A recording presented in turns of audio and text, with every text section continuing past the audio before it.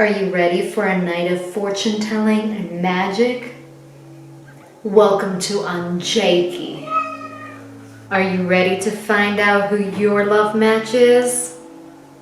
The eve of Andrzejki will reveal who your future partner will be. Mimi, I'm sorry, but you asked to be picked up. What can I say?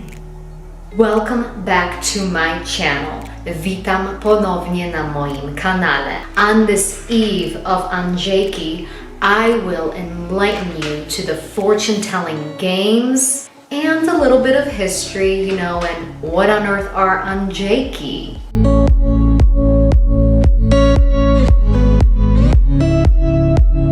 Andrzejki are celebrated on November 30th in the evening. They are the last day to have any kind of loud celebrations before the new year according to the liturgy. Advent begins right after this day. Now the word Andrzejki itself comes from the saint named Andrzej, which is really Andrew, and so it's a play on his name because that day are his imieniny. Andrzejki have been celebrated in Poland for the last 500 years, and of course back then it was a lot more serious. Everyone took the fortune-telling games and their reveals more seriously, and now it's become more of just a celebration for both men and women to take part in. Andrzejki were specifically for unmarried women so that they could learn when they would marry, who they would marry, and how they would meet their future husband. Of course, at that time, it was strongly believed that that night had in itself some magical element and that the fortunes were real.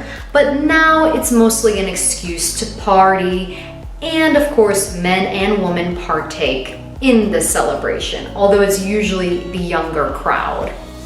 So let's get to the good stuff, the reason why you even clicked on this video. The fortune-telling games. The most popular fortune-telling game is the one that includes hot wax and a keyhole. You pour hot wax through the keyhole into a basin or a cup of cold water, and then whatever that wax solidifies into, you take that wax figure, you place it up against the light, and you see what kind of shadows it produces.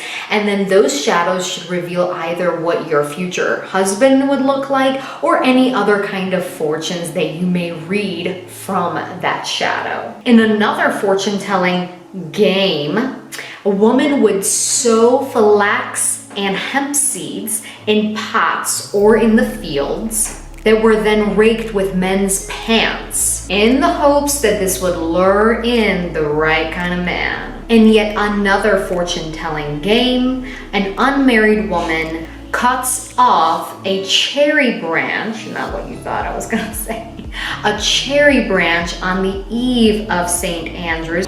And if that branch blossoms by Christmas Eve, it is predicted that she will be married soon. This game can be enjoyed by men and women. Players will write 2 sets of names on 2 sheets of paper. Ladies' names on one side and men's names on the other side. Then the girls flip the paper over to the blank side, take a needle, and poke anywhere. And whatever name they poke through, that person or that name is the name of their future spouse. And the same goes with men. They would do the same thing with the needle. A superstition from Andrzejki is that from whichever direction you hear a dog bark, that's the direction from which your future husband will come. Another belief was if a woman fasted all day on St. Andrew's, on Andrzejki, and she prayed to St. Andrew,